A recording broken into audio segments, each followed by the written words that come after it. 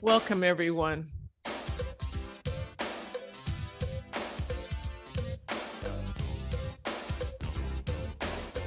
There's so much happening in our world. It's difficult to pause.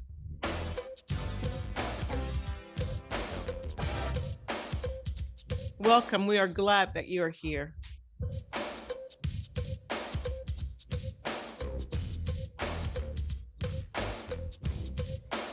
Behind me today, you will notice a blue quilt that is on our altar. That quilt was put together in 1997, and it's a healing quilt. It seems appropriate to have that kind of tapestry on our altar to send out the energy of healing.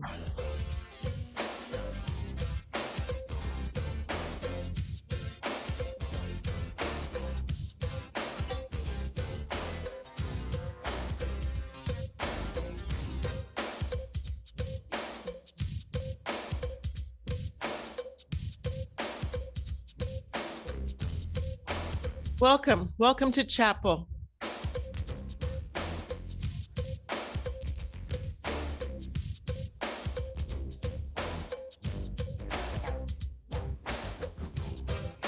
It is good to be together.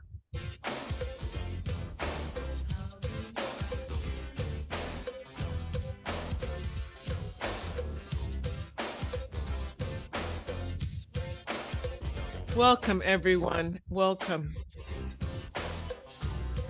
For those of you who are joining us now, please notice the blue quilts behind me. It was crafted here at Starr King School for the Ministry in 1997. It is a healing quilt. It seemed appropriate to put such a beautiful tapestry on our altar and send forth healing energy into the world and to all of us too.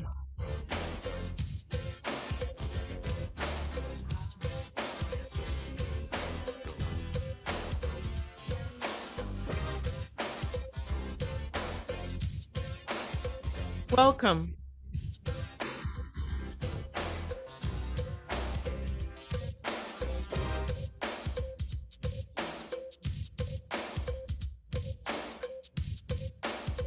Welcome, everyone. Welcome to the first Tuesday of the month chapel. This is our final chapel for the 2023-2024 academic year. Glad that you're here.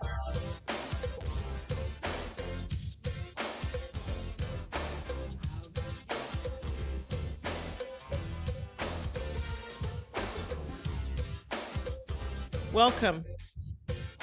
It is good to be together.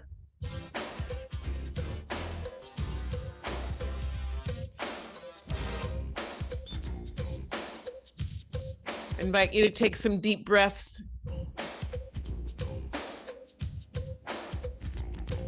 Center your body for this purpose of being together in ritual.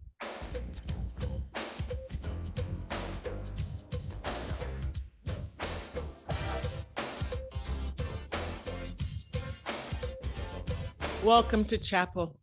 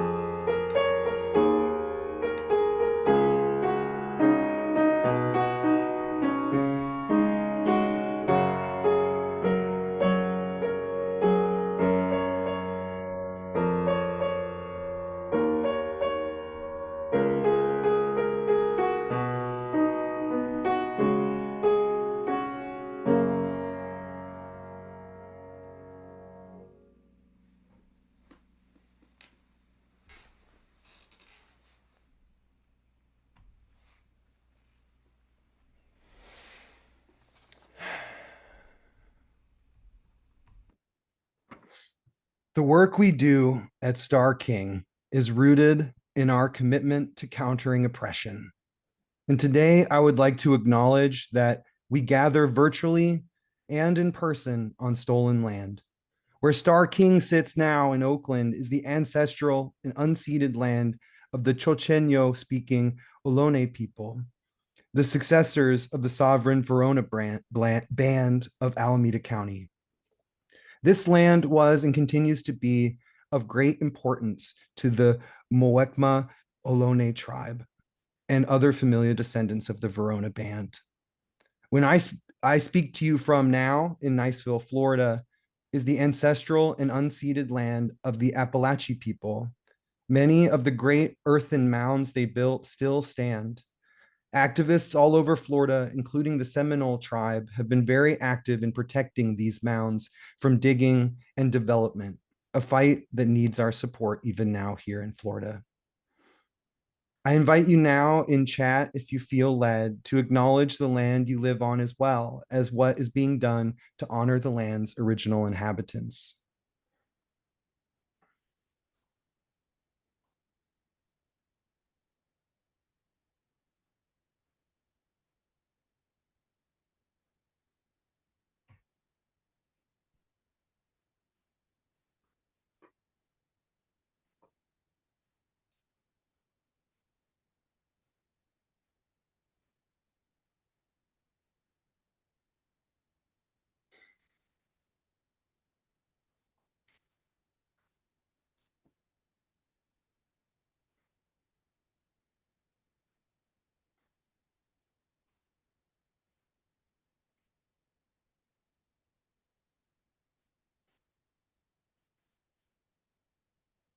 Thank you all for sharing. I now invite Jessica to offer our welcome.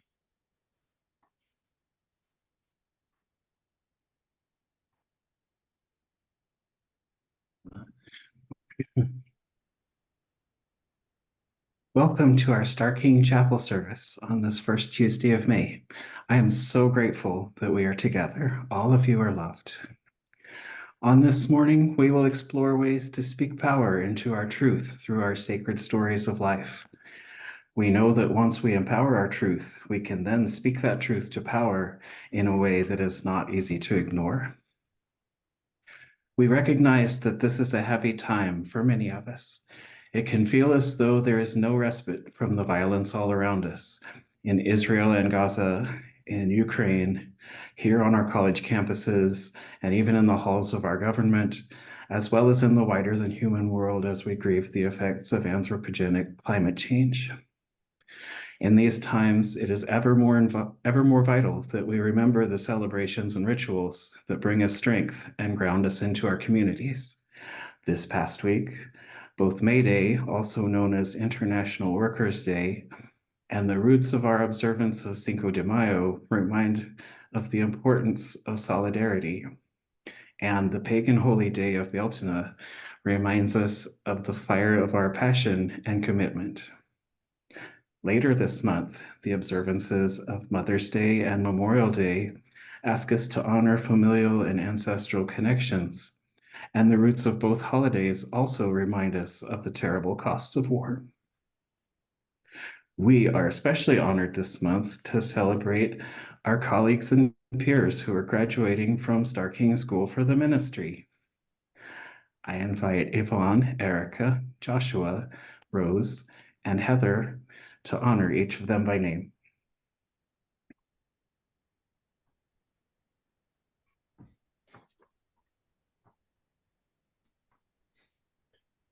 I would like to first recognize Larkin E. Flora, who is receiving both a certificate in multi-religious studies and a Master of Divinity. And let us also recognize and celebrate Wilderness Rose Harris, who is receiving her Master's of Arts in Social Change.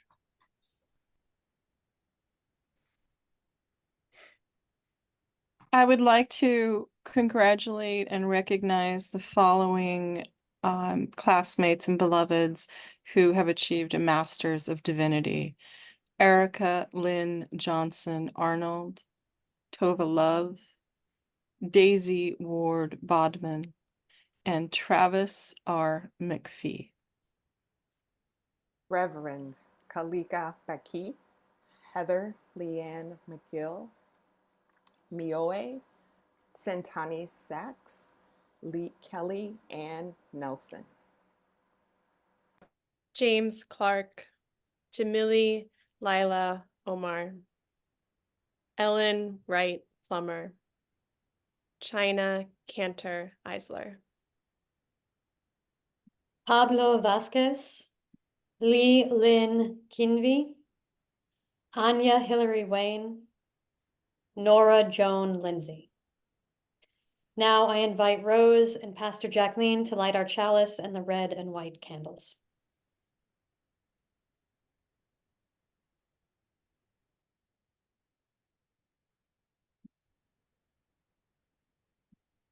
The chalice is one public symbol of Unitarian Universalism, a faith path that some of us share. Please join me in saying the Star King chalice lighting words. The words will be in the chat as we light our chalice here and in the Star King Chapel. With the kindling of this flame, we reaffirm our commitment to accept life's gifts with grace and gratitude, and to use them to bless the world in the spirit of love.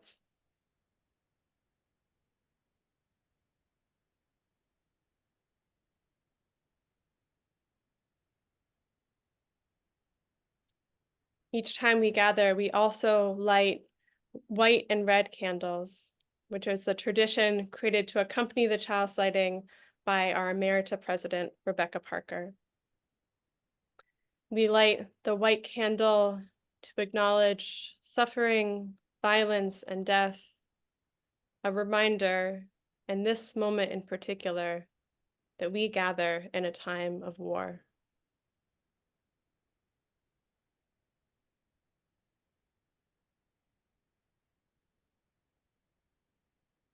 And we light a red candle, a symbol of the abiding reality of love that we carry with us always, and a reminder of our shared work to restore the human community and the earth to wholeness and harmony.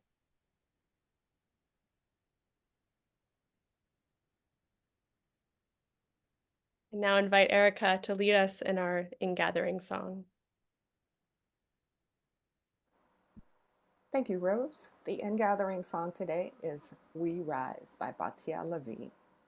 I invite you, as we move through it, we'll do similar, the chorus, that's what that's called, multiple times. So if you know this or it's catch on, feel free to join in with your mic muted. And here we go. We rise, humbly hearted, rise, won't be divided, rise, with spirit to guide us, rise,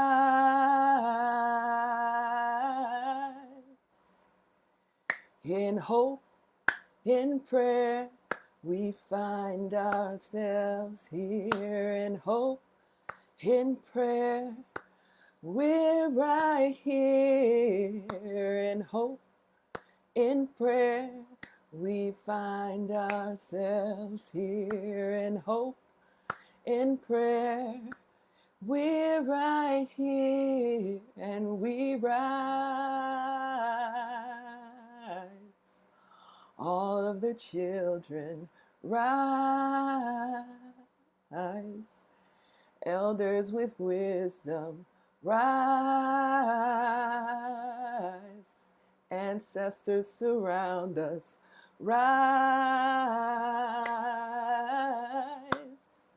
2 times. In hope, in prayer, we find ourselves here. In hope, in prayer, we're right here. In hope, in prayer, we find ourselves here. In hope, in prayer, We're right here and we rise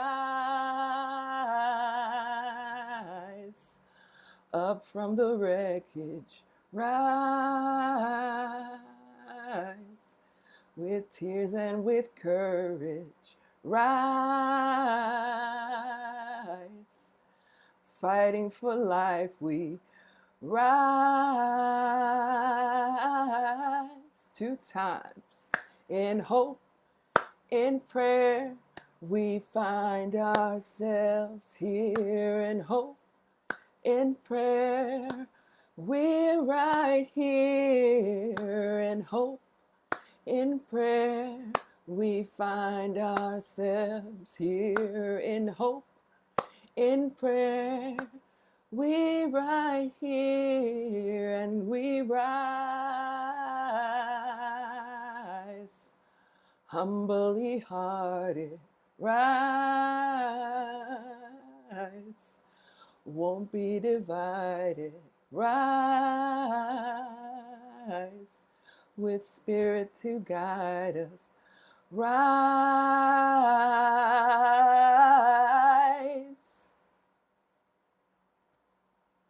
I now invite Yvonne for comments. Hey, everybody. I'm going to tell you a story of love and labor and speaking truth. May is a month that holds many days of celebration and remembrance, not the least of which is International Workers' Day and Mother's Day. Now, there are 3 mothers whose stories have most influenced me and my faith, and they all have love at the center. My own mother, her mother, and a woman named Mother Jones. Mary Harris Jones was born in 1837 in Ireland. At 10, she traveled to Canada on a famine ship. She trained to be a dressmaker and a teacher. She taught in Michigan, Chicago, and Memphis. On the eve of the Civil War, she married George Jones, a Union man. In 1867, yellow fever killed George and all of their children. She returned to Chicago, opened a dress shop, which burned to the ground in the Great Fire of 1871. Somehow, she persisted. Mary became a labor activist and created a new story for herself, Mother Jones. Dressing in widow's black, exaggerating her age, she built a following. Most American women were not meant to have opinions or to speak in public, but the labor movement in this country had some fierce women, and Mother Jones was one of the fiercest, unafraid to get arrested. In fact, using her arrest to get press coverage, Jones loudly critiqued the robber barons' treatment of the country's working class. With no fixed address, she worked for any cause that needed her: garment workers, bottle washers, steel workers, miners, turning the United Mine Workers into a 300,000 strong union. She helped workers fight low pay and deadly conditions and spoke out against company stores, company script, and company housing system that left any injured worker and their families to starve. Upton Sinclair wrote about Jones. There was a storm of applause which swelled into a tumult as a little woman came forward on the platform. She was dressed in black, looking like somebody's grandmother. She was, in truth, the grandmother of hundreds of thousands of miners. Mother Jones used grandmotherly appearance as a weapon. She also used stories about strikes she had led and speeches she had made, interviews with presidents and governors and captains of industry, gunfights, jails, and convict camps. Wherever there was labor organizing to be done, Mother Jones was there. As Sinclair writes, where she went, the flame of protest leapt up in the hearts of men. Her story was an odyssey of revolt. Most Americans have forgotten the story of Mother Jones and her union stories. A few might remember her famous rallying cry, "Pray for the dead and fight like hell for the living." Mother Jones believed in speaking power into truth. I invite Erica in. This song will be sang multiple times today. This theme of love moves in me, continues through the service. The song is called Love Moves in Me by Heather Houston. Love moves in me, through me, as me. Love moves in me, through me, as me. And I'm receiving each breath with love. And I am walking each step with love. Love moves in me, through me, as me. Love moves in me, through me, as me. And I'm receiving each breath with love. And I am walking each step with love. Next, Jonathan will offer a personal reflection.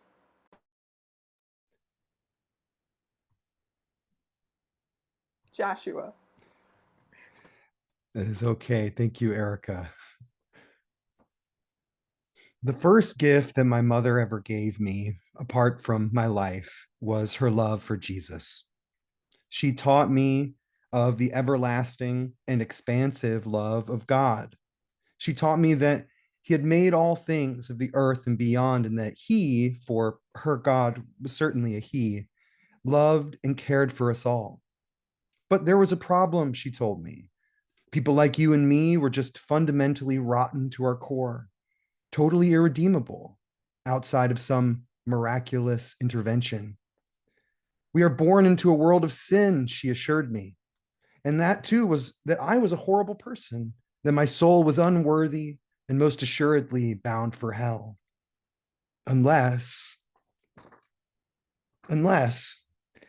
this is the low part in the drama, where we are made to feel low and sinful and bad, to feel ashamed of our natural state, our so-called sinful nature. And then the hero comes to save us from ourselves.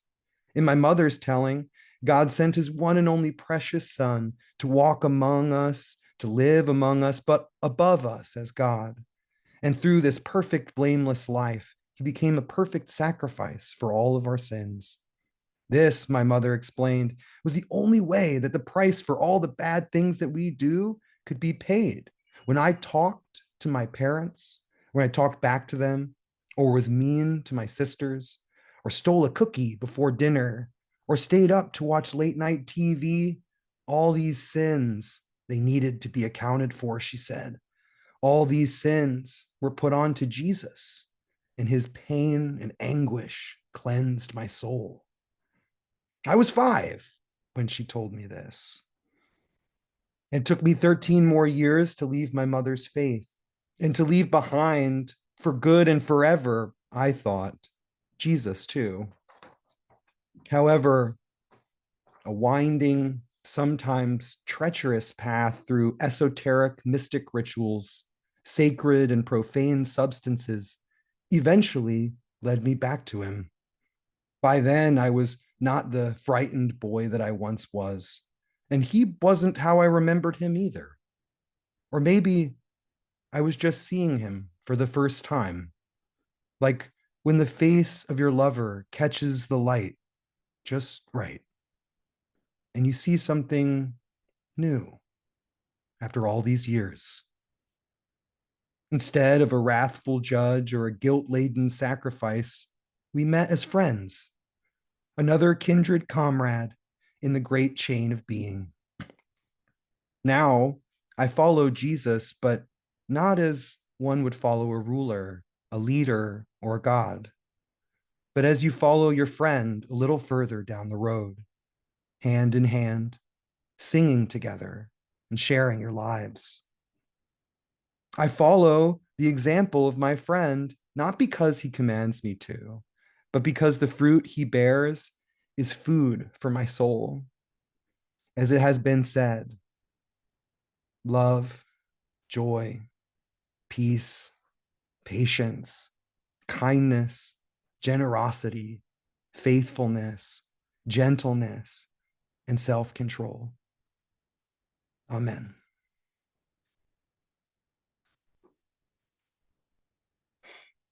And now I will invite you to sing with me a common tune that some of you may know, but I will put the words in the chat, called Building a New Way.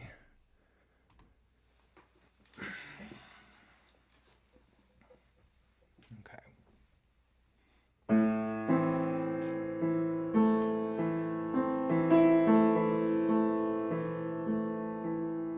We are building a new way. We are building a new way. We are building a new way. Feeling stronger every day. We are building a new way. We are working to be free. We are working to be free. We are working to be free of hate and greed and jealousy. We are working to be free. Oh, we can feed our every need. We can feed our every need. We can feed our every need. Start with love, that is the seed. We can feed our every need. Peace and freedom is our cry. Peace and freedom is our cry. Peace and freedom is our cry. Without these, this world will die. Peace and freedom is our cry.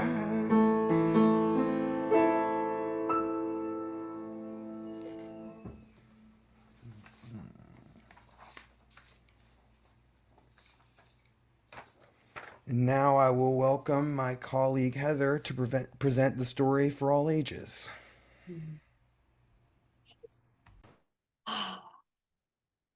When I breathe in peace. When I breathe out love. That's what we sang as the police surrounded the encampment. We were protesting the Line 3 pipeline that would cross the sacred waters of the Mississippi River and go through the ancestral lands of the Anishinaabe. We sweltered in the heat made worse by the destruction of the land around the construction site, and we sang without ceasing. When I breathe in I breathe in peace when I breathe out. I breathe out love. Just as the swallows flew and lived amongst the violence and the wreckage the pipeline had already caused, we sang among the violence of the police state. The swallows and the protesters offered a different way. Could we be the opposite of the pipeline, the antidote to the violence, extraction, and oppression? Could we sing power into our truth, the truth that the earth is sacred and that people are more important than profit? When I breathe in, I breathe in peace. When I breathe out, I breathe out love. Even as the police surrounded our small group of interlocked protesters, we sang. Even as they began to break us apart by force, we sang. Even as they zip-tied our hands, we sang. Even as they dragged us away from our compatriots, we sang. Even as they marched us towards the police van, we sang. When I breathe in, I breathe in peace. When I breathe out, I breathe out love. Is that why we were so scary to the police in riot gear? Is that why we were so intimidating to the Border Patrol agents who rotor washed the encampment with their helicopter? Is that why we were so scary to the already wealthy people getting richer from the earth's destruction? Is that why trans and gender expansive people are so scary to fascists? Is that why the campus protesters right now are so scary to the powers that be?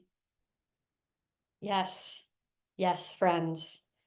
It is because there is another way. We are the other way. When we breathe in peace. When we breathe out love. And now I invite Erica to provide us with more music.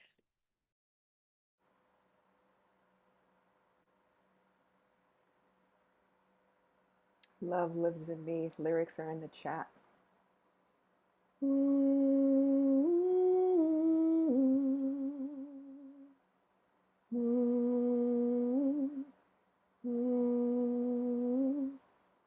Love moves in me, through me, as me, and I'm receiving each breath with love, and I am walking each step with love. Love moves in me, through me, as me. Love moves in me, through me, as me, and I'm receiving each breath with love, and I am walking each step with love. Rose will now lead us in our meditative prayer.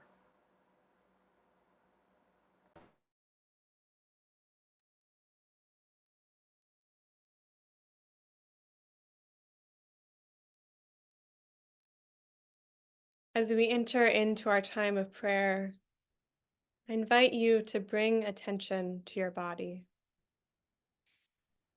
Feel the in and out of your breath, the steady beating of your heart. Feel the solidness of the ground where you're sitting or standing. Feel the deep expanse of the earth stretching far, far beneath you. If it feels available to you, I invite you to draw close your sources of love, guidance, and support. Beloved ancestors, the divine by any name, the spirit of love and connection itself. Surround yourself with all of the support and love available to you in this moment.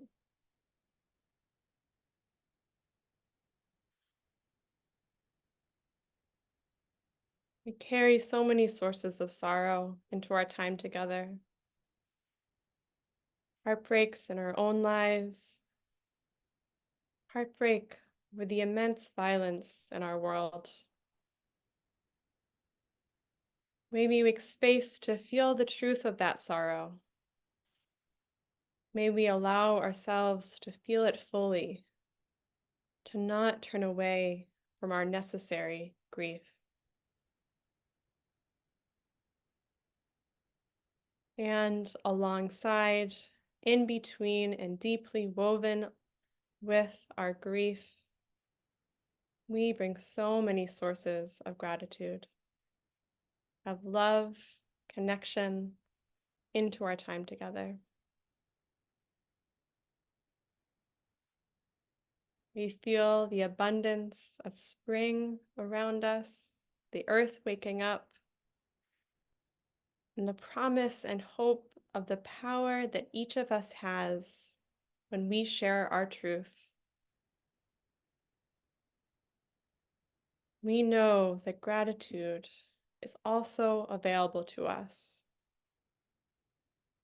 We know that our love and connection is also a remarkable, never-ending, abiding truth.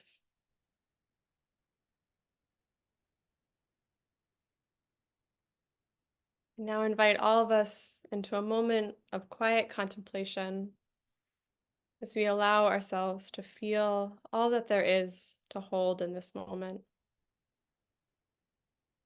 As we hold this prayer, please share any hopes, celebrations, heartaches, and longings you would like to share in community in the chat. If you would like additional support in the form of pastoral care, please share that in the chat as well.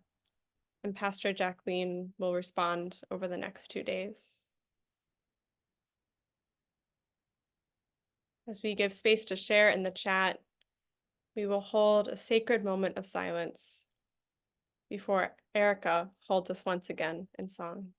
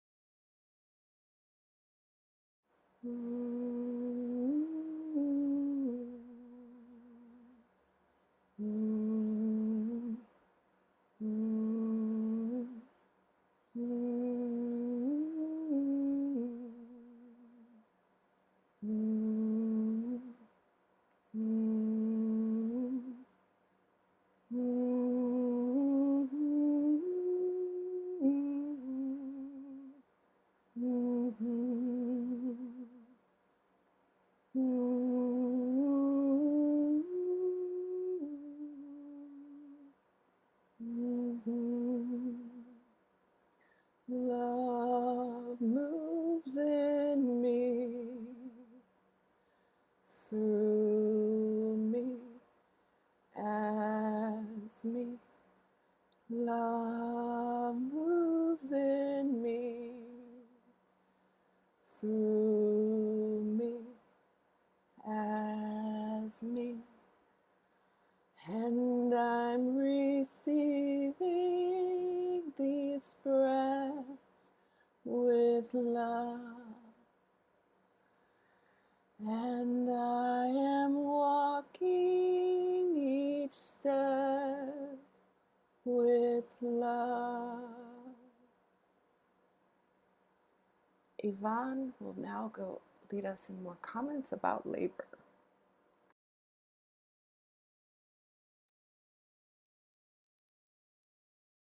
So this is another story, sort of about labor. I want to tell you about my grandmother, her love, and her labor. My mom's mother was born in a working class family in Switzerland. Her father could not work, and there was little money. No such thing as workers' comp in those days. She had several brothers and sisters, and there just wasn't enough money for the girls to go to college. My grandmother was the smartest in the family, but had to go back to work in the lace factory to help bring in money for the family and the boys' education. It was difficult work, hard on the eyes, the back, the hands, and of course, girls and women were always paid less than boys and men. Imagine wanting to go to school and being sent to work in a factory instead. It happens all the time, all over the world, to so many. Although my grandmother was strong and healthy, in later years, she suffered from terrible arthritis, her joints often swollen. She was a kind and sturdy woman, spoke little English, and I don't speak much Swiss German, so we didn't know each other all that well. But on my bed at home are two pillows, cased in intricate and delicate designs, designs hand-worked by my grandmother in lace, out of love, from her labor. My grandmother who wanted to go to university, but who worked in a factory instead, so her brothers could go to college.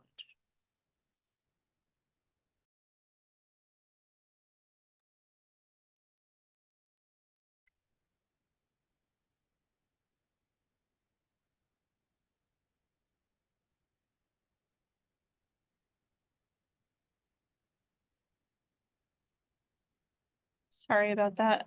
Passing on to my beloved Jessica to give a personal reflection.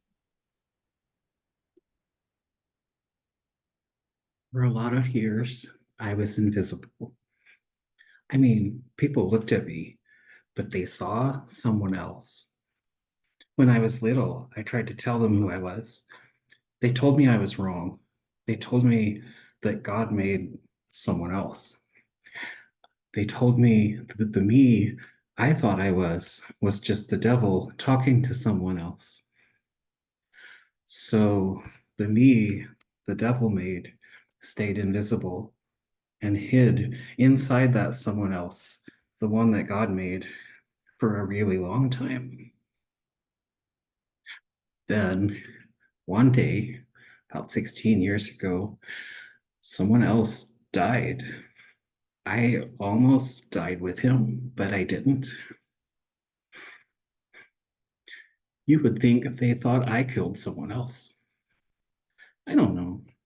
Maybe I did, in a way, but I didn't mean to. I couldn't help it. It got too hard to breathe hiding inside someone else. They actually asked me if I could just have brain surgery to fix what I had done and bring back someone else. I think what they really meant was, why couldn't you have died instead of someone else, the one that we loved? I met someone who loved me instead of loving someone else, and she helped me run away. And then The me the devil made went back to being invisible, so no one would have to know what I had done. I'm just a woman, nothing to see here. I'm sorry, you must have me confused with someone else. I was still hiding, but I was happier, and it was easier to breathe. Then one day, the same day, strangely enough, about 8 years ago, someone who loved me died. I wanted to go with her, but I didn't. There was one person who thought I killed her too, but fortunately, everyone else knew that was silly. It was really hard to lose someone who loved me. But then I made myself go out and I met a lot of people who love me, and they helped make it a little easier to breathe. Then one day, not so long ago, I decided it was time to stop hiding. I told the people who love me all about what had happened when I was hiding inside someone else. They told me I was wrong. The people who love me said that the devil didn't make me after all. They said there was never someone else I should have been. They said they were sorry that nobody could see the me that God made back then. The people who love me told me I was beautiful, even the parts I used to think belonged to someone else. And it was finally easy to breathe. You might think this is the happy ending, and it is, in a way, but it's also a beginning of a life of not being invisible. There is no turning it back off. Not all people are people who love me. Not all people understand I was never someone else. Some people say things like, I respect your choice to live your truth, but how will I explain you to my kids? And shouldn't you be using someone else's bathroom? You do still have his parts after all. Sometimes being seen just means you are now up for debate. I do want to be seen, but not as something unusual, not as something remarkable, not as an other to be accommodated, not as a problem to be solved, not as a diversity to be collected, and not as an inspiration because of the lifetime of oppression that you're impressed I actually survived. Someday, I hope trans people and genderqueer and non-binary can be not just seen, but unquestionably accepted as a normal part of the world we all live in. And then we will all be able to breathe.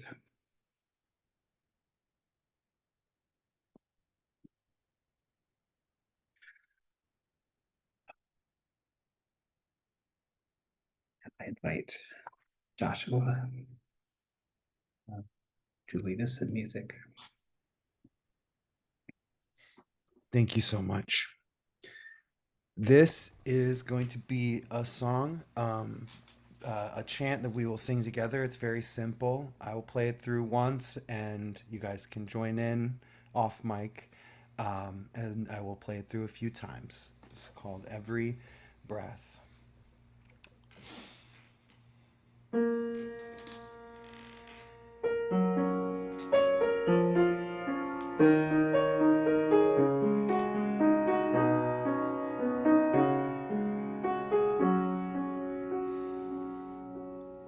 Every breath, every day, every prayer, and every song, I am here. Every breath, every day, every prayer, and every song, I am here. Every breath, every day, every prayer, and every song, I am here. Every breath, every day, every prayer, and every song, I am here. One more time. every breath, every day, every prayer, and every song. I am here. Thank you. All right. And now I will invite my colleague Heather to lead us in a community reflection. Thank you all. Now is the time for us to reflect and engage together as part of our worship. So I ask that you please take a moment to consider one of your own sacred stories and how you might use it as a touchstone for these difficult times.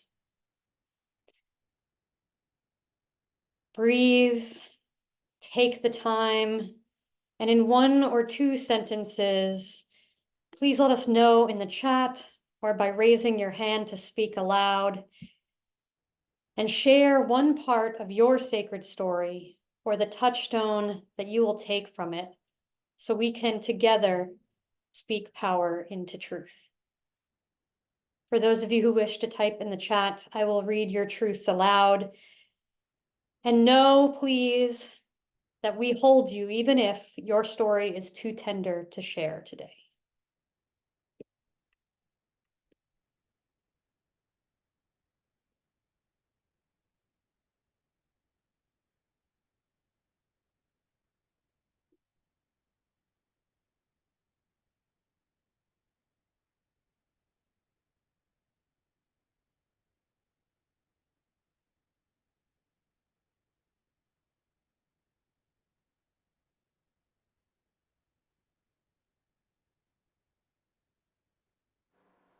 I am a survivor.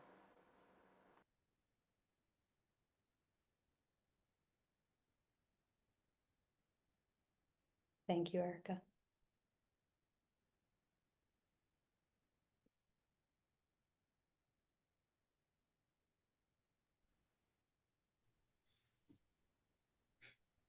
My story has taught me that no one else gets to write my story. That is for me to do alone. Thank you, Joshua.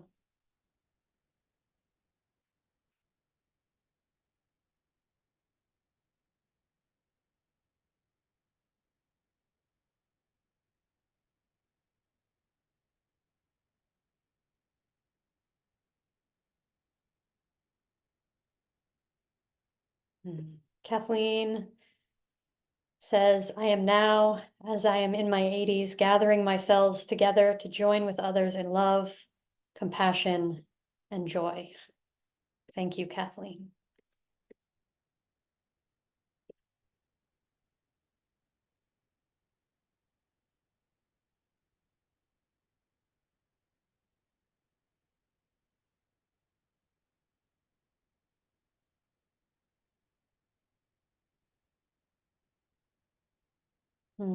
Nina shares, all of my parts are worthy.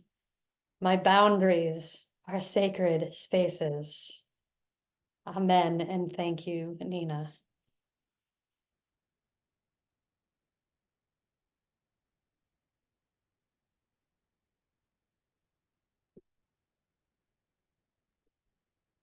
My story has taught me that it is never okay to stand by and be silent, even when it is dangerous, even when it is scary for me. Thank you, Yvonne.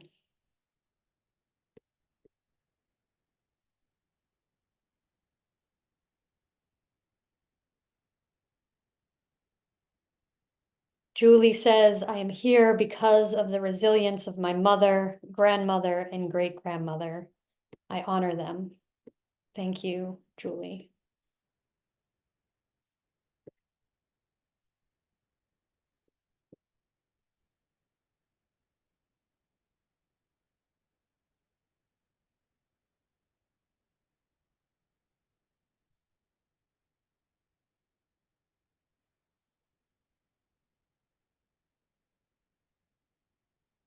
As we continue to breathe together, please Share your story or your touchstone in the chat as you feel called, or share it with someone else in the real world.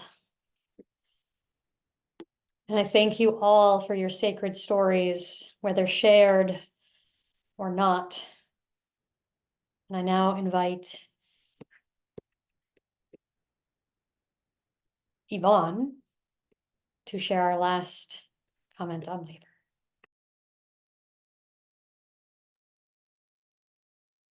Thank you, everyone, for sharing your own stories. Julie Mack said in the chat, I am here because of the resilience of my mother, grandmother, and great-grandmother, and I honor them. In this final story today, I want to honor my mother.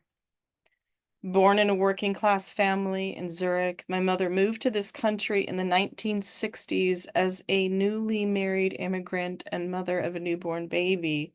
When she was interviewed by U.S. immigration, so the story goes, the officer asked her if she had ever been or intended to work as a prostitute.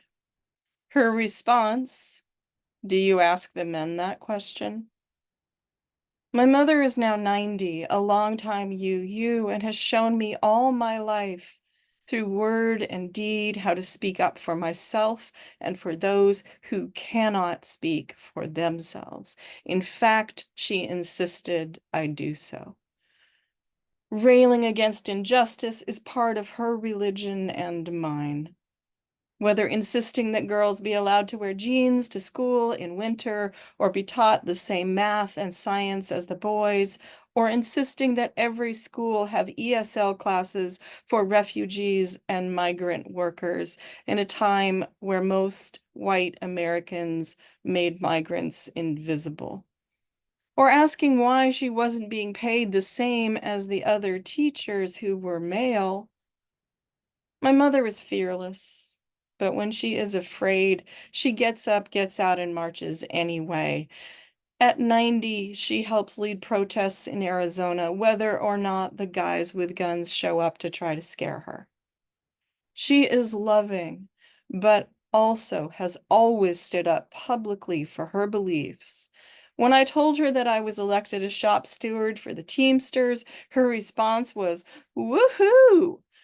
When I told her I was entering seminary, she said, yep, I knew that one was coming. She continues to show me in all that she does that all people matter, that labor matters, that there must always be hope for a better world, that speaking power into truth and truth to power matters. Thank you.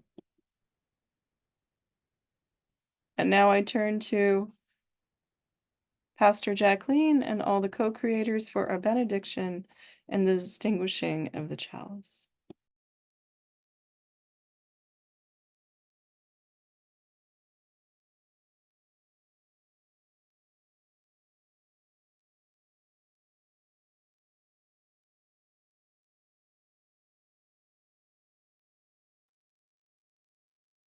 We now come to the end of our sacred time together. Our co-creators for this chapel are up on the screen. Maybe we could add Joshua in too. And I invite all of us to hold our hands up in the form of a chalice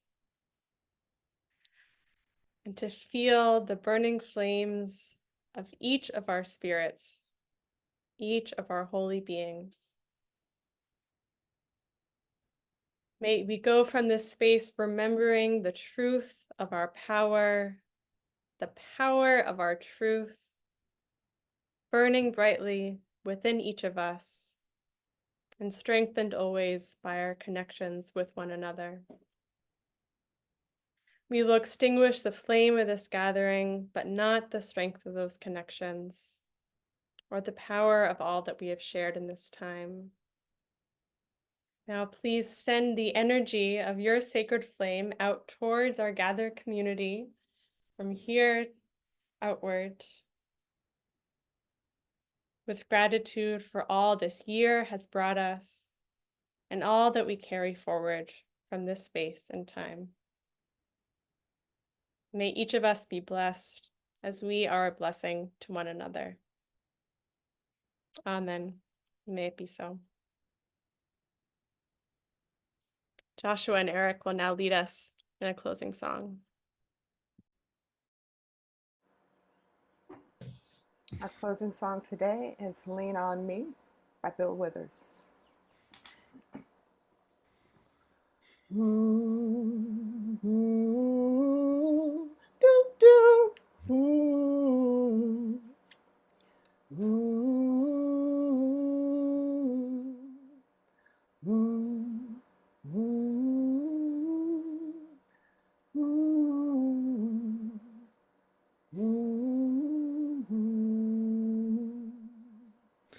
Sometimes in our lives, we all have pain. We all have sorrow. But if we are wise, we know that there's always tomorrow. Lean on me when you're not strong, and I'll be your friend, and I'll help you carry on. For it won't be long till I'm gonna need somebody to lean on. Please swallow your pride. If I have things you need to borrow, For no one can fill those of your needs that you won't let show. Just call on me, brother, when you need a hand. we all need somebody to lean on. I just might have a problem that you'd understand. Or we all need somebody to lean on. Lean on me when you're not strong, and I'll be your friend, and I'll help you carry on. For it won't be long till I'm gonna need somebody to lean on. Just call on me, brother, when you need a hand. We all need somebody to lean on. Or I just might have a problem that you'd understand. We all need somebody to lean on. If there is a load you have to bear that you can't carry, I'm right up the road. I'll share your load if you just call me. call me, If you need a friend, call me, call me. call me, If you need a friend, call me, oh, call me now. call me, If you ever need a friend. call me. Thank you, friends.